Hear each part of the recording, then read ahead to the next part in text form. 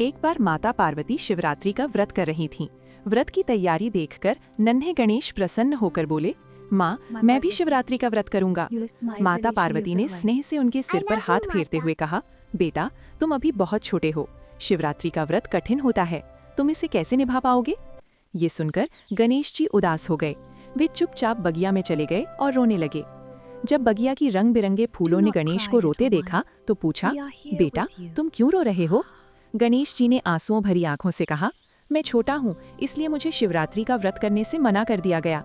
फूलों ने प्रेम से कहा, बेटा, महादेव बहुत भोले हैं, जो व्रत करता है उससे भी वे प्रसन्न होते हैं और जो नहीं कर पाता उससे भी। गणेश बोले, ये कैसे हो सकता है? तभी स्वयं महादेव प्रकट हुए।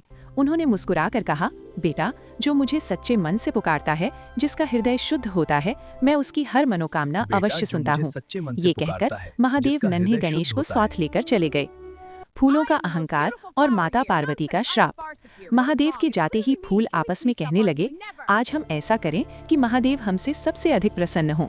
तभी गुलाब का फूल बोला, मैं सबसे सुंदर हूँ, महादेव मुझे देखकर सबसे अधिक प्रसन्न होंगे, मैं सबसे आगे चलूंगा, तुम सब पीछे रहना। अन्य फूल दुखी हुए पर चुप रहे।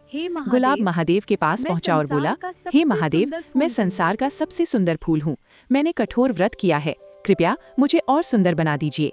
उसी समय माता पार्वती वहां आई। उन्होंने क्रोधित होकर कहा, प्रिय स्वामी, ये फूल अपने सौंदर्य के अहंकार में दूसरों को तुच्छ समझ रहा है। यदि इसे वरदान मिला तो संसार में अहंकार फैल जाएगा। माता पार्वती ने कहा, जो कोई इसे आपको अर्पित करेगा उसके जीवन में केवल कांटे और कठिनाइयां आएंगी। ये सुनते ही गुलाब कांप उठा। वो रोते हुए बोला, मुझसे बहुत बड़ी भूल हो गई, कृपया मुझे क्षमा कर दीजिए। सच्ची भक्ति का संदेश।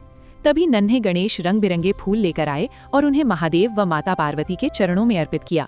माता पार्वती मुस्कुराईं और बोली, जो भी महादेव के पास आए सच्चे मन और विनम्रता से आए। संदेश, भक्ति में सुंदरता नहीं, भाव, नम्रता और सच्चा मन महत्वपूर्ण होता है।